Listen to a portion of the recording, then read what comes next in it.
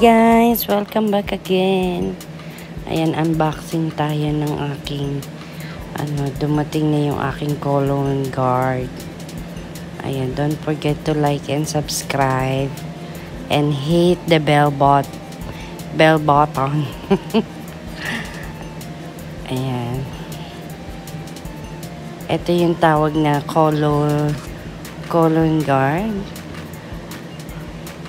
For examine, kasi at the age 45 need natin mag-exam sa ating mga colon, yun sa ating mga bituka ba, titignan kung merong mga yung mga cancer, madidetect ka agad.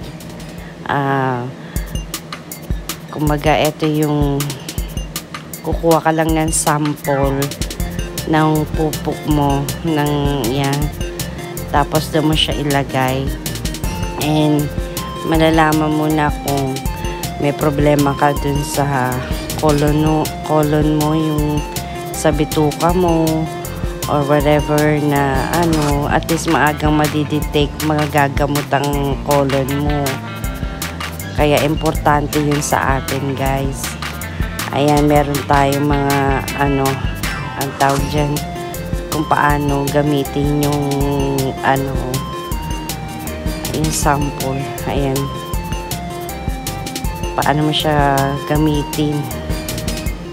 Ayan, naka-indicate dyan kung paano mo siya i-use.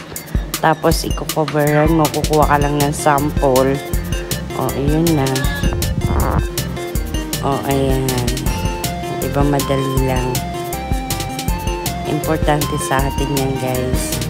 Kaya kayo, pag age nyo ng 45, need nyo magpa-check up yung tummy ninyo, kung mayroong mga dyan, excess na yun lang. Okay, thank you for watching. Hope this video is help to you guys, and really appreciate it. Thank you. Love you, lots. Vlog. Mama.